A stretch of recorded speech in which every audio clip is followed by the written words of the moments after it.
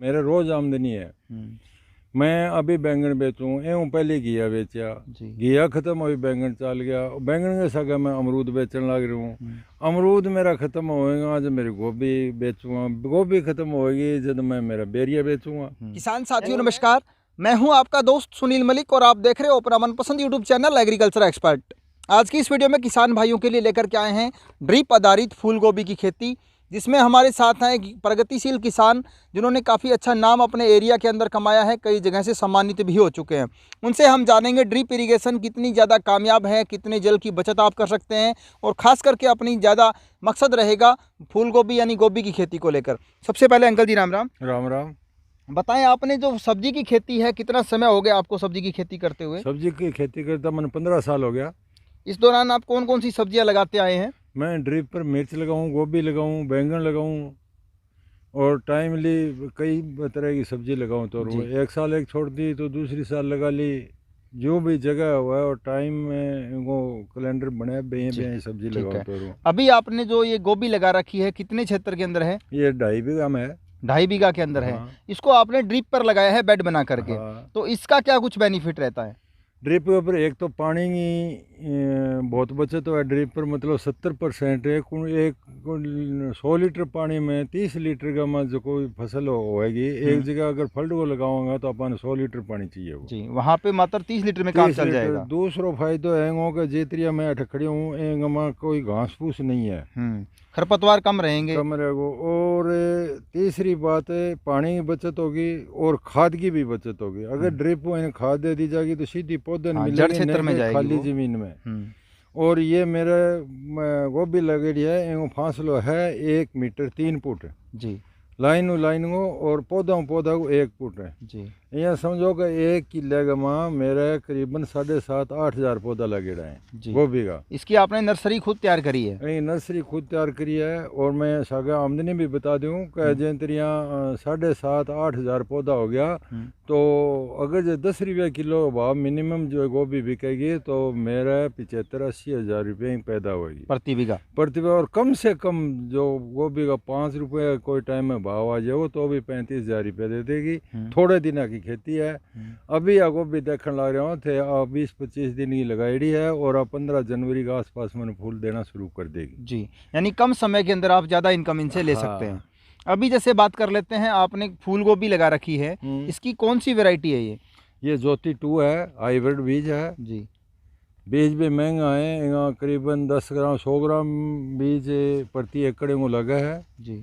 10 ग्राम ही पुड़िया हुआ है जो कि 350-400 रुपया बीच में यहाँ पीसा लगा है जी। अभी जैसे बात कर लेते हैं, फूल गोभी को भी आपने साल में 3 बार लगा सकते हैं। सबसे बढ़िया उत्पादन और सबसे बढ़िया गुणवत्ता कौन सी सीजन की रहती है? क्षेत्र के माँ आपने गोभी लगाओ 10वें महीने और 11वीं 15 तारीख तक जी, क्योंकि आपने अठा गर्मी है और आप अगर इन अगेती फसल लेंगे तो अगेती फसल में क्या होगा कि गर्मी भी पड़ेगी और कीड़ा भी ज़्यादा होंगे, लागत ज़्यादा हो जाएगी, भाव जरूर मिलेगा पर फिर आमदनी में कम हो, मेहनत भी बहुत ज़्यादा हो जाएगी। बार उसके लिए आपने जैसे कोई सेड हाउस वगैरह है तो आप उसके लिए जा सकते हैं, अन्यथा अगर इस सीजन में लगाना है खुले में लगाओ तो अपने क्षेत्र का माँ गोभी एनी टाइम ही सही होगी सीजनली जी। गोभी की खेती के अंदर कोई ऐसा कोई रोग या कोई कीट ऐसा आता हो जिससे किसान इसमें नुकसान में आ सके? में सुंडी आने की संभावना हुआ है। अभी मैं 15-20 दिन बाद में मामूली सुंडी आने महसूस हो तो देख के, और में एक बार अगर जितरिया प्रोक्लेम है या ट्रेसर है भाई थोड़ी स्प्रे मार दी जाएगी तो को नहीं हुआ है। और में तना गलन वगैरह की सरसों मावा जो भी बीमारी आ जाए तो 1-2 स्प्रे मैन को जे भी, और विशेष करके तेला वगैरह में कोई ज़्यादा बीमारी नहीं आवा, हल्की कीटनाशक से काम चल जाता है। गोभी फल्ट के पानी में लगावें जो पानी ज़्यादा का गोभी में पानी ज़्यादा चाहिए। मैं आँखों का गोभी में बहुत कम पानी चाहिए, कम से कम ये मतलब टाइम की खेती है। एक काम और भी है कि फूल बाजार में बिका हुआ तो पत्ता पसवाओं चारों भी है जी। तो गोभी में मानव श्रम की इतनी ज़्यादा जरूरत क्यों को नहीं है, क्यों कटाई करनी हुआ बे टाइम में कटाई करना टाइम में माँ जो गाँव में माँ पुष्पा खतरा ले जाए वही तोड़ के गोभी तोड़ के दे चले जाए, कोई विशेष करके ज़्यादा मेहनत की यानी इसके लिए आपको लेबर कॉस्ट है वो कम रहेगा। क्योंकि जो गाँव में अक्सर कई ऐसे पशुपालक है जिनके यहाँ खेती थोड़ी है, तो वो हरे चारे के लिए आते हैं, फूल तोड़ के दे जाएंगे, हरा चारा जो पत्ते हैं वो ले वो जाएंगे। ले जाऊंगा और वहाँ लोगों को भी फायदा है और मेरे भी लेबर बच जाए वो फायदा है। जी। अभी ये साइज गोभी थे, अगर फल रही पानी में देखो तो वह में घास बहुत ज़्यादा है, वह में लेबर ज़्यादा लगेगी, ड्रिप की होगी तो वह में घास की प्रॉब्लम नहीं होगी। हाँ, नॉर्मली बात है, अगर आप यांत्रिक तरीके से उसमें खरपतवार नियंत्रण करेंगे तो आपको लेबर चाहिए, अगर आप रासायनिक केमिकल ढंग से करते हैं तो उसके लिए जो पैसे तो आपको पेस्टिसाइड या हर्बिसाइड के रूप में भी चुकाने पड़ेंगे। और फसल में भी कोई वीडीसाइड गिरेगा तो वह नुकसान भी कहीं ना कहीं पौधों को भी नुकसान वो करेगा ही। और गोभी में भी मेरा अमरूद को बाग है, जिन पौधा खड़े हैं वो इले पास ये आप देख सकते हैं ताइवान पिंक के जो पौधे इन्होंने लगा रखे हैं, साथ में अमरूद। अभी 8 अगस्त के महीने वो लगाया पौधा है और इन्हें खड़े हैं नींबू है, तो नींबू भी 12 मासी हैं, वो भी अभी लगाए हैं 8वें महीने, मान 3-4 महीने ही है लगाए, यानी जल्द ही वो भी अपने फ्रूटिंग स्टेज पे आ जाएंगे। तो कुल मिलाकर कह सकते हैं कि सब्जी की खेती और बागवानी एक साथ की जा सकती है। और मैं चैनल का माध्यम हूँ, अगर कोई अधिकारी या नेता सुने तो एक चीज़ और भी कहना चाहूँ कि ड्रिप, डिग्गी और सोलर जी, ये तीनों चीज़ एक दूसरे पूरक है। सरकार ने ज़्यादा से ज़्यादा अभी 3 तारीख ने बीकानेर मारो होयो मुख्यमंत्री सुझाव मांगिया कृषि बजट के खातर, तो बठे भी सुझाव में दियो कि ज़्यादा से ज़्यादा किसानों ने डिग्गी दी जा। अनुदान तो 3 लाख है, ठीक है, सरकार बढ़ा दे तो बहुत बढ़िया है, पर जगह लोगों ने डिग्गी की फाइलें चला रखी हैं, उनका तो बजट नहीं आ रहा, बजट नहीं आवा, तो ज़्यादा से ज़्यादा मैं सरकार हूँ अपील करूँ कि ज़्यादा से ज़्यादा दें, और जो को आदमी डिग्गी बना के और जल प्रबंधन की व्यवस्था करे, वो ड्रिप लगावे, बागवानी करनी चाहो तो मैंने सोलर के खातर ऑनलाइन ने करके और सीधे मैंने प्राथमिकता दे दी जा। एक बार ड्रिप का ऊपर अनुदान है जो 10 साल पहले पुराना रेट है बाशू, अभी सब्सिडी दी जाए तो मैंने सब्सिडी दी जाए, तो अभी जो कंपनियां रेट हैं धुना हो रही हैं, किसान ने मैं सब्सिडी में कोई फायदा को नहीं, तो ड्रिप तो मैं आखूँ कि किसान ने फ्री में दे दी जा, और मैं विभाग मॉनिटरिंग कराए कि अभी तू इन काम में ले और इन पर बागवानी ऐसा ना हो कि लेकर के बाद में उखाड़ के रख दे। तो सबसे जो इम्पोर्टेंट चीज़ इन्होंने कही, एक तो जो सीएम अशोक गहलोत को भी इन्होंने सुझाव भेजा है कि जो डिग्गियों पर अनुदान है वो समय पे दिया जाए, क्योंकि 2018 में बनी हुई डिग्गियों के अनुदान आज तक अटके पड़े हैं किसानों के, यानी ब्याज में वो डिग्गी का पैसा चला जाएगा।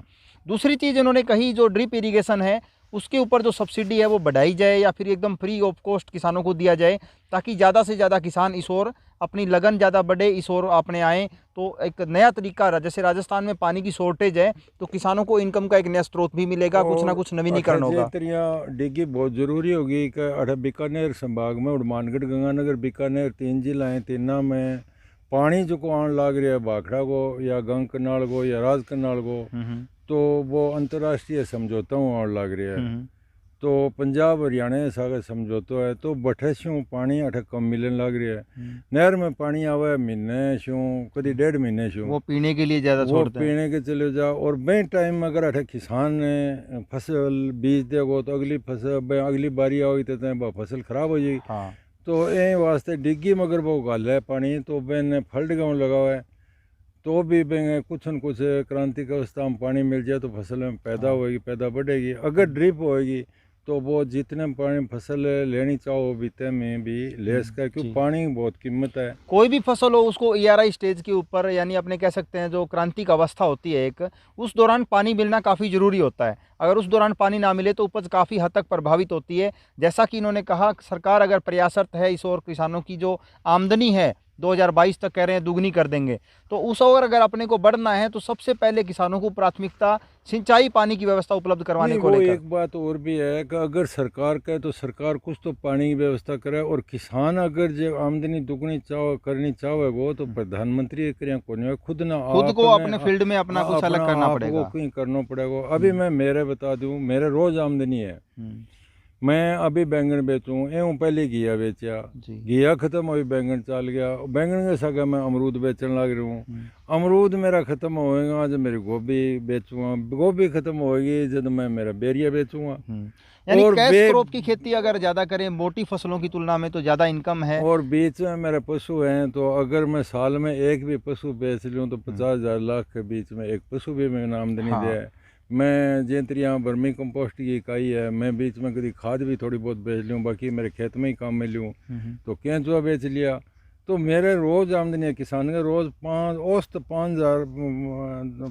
1000 रुपया, अगर जे 1000 रुपया डेली इनकम एक किसान का वो करे तो वो होगी यहीं खेती में विविधीकरण कर दिया जाए। जी, अगर आप सिर्फ मोटी खेती पर आधारित रहते हैं, सरसों चना गेहूं लगा लिया, तो आप कहीं ना कहीं पिछड़ेपन की तरफ आगे बढ़ते हैं, न कि आप कोई आगे जा रहे हैं खेती के अंदर। बरसात आ जाएगी तो वह फसल है, कई बार ज़्यादा बरसात से मर जाए, आपकी साल मूंग की फसल खराब होगी। हाँ, तो मेरे अमरूद में तो फसल बरसात काम कर लग रही है। अगर जो सब्जी की फसल हो तो हम गलने सड़ने तो कोई प्रॉब्लम को नहीं है।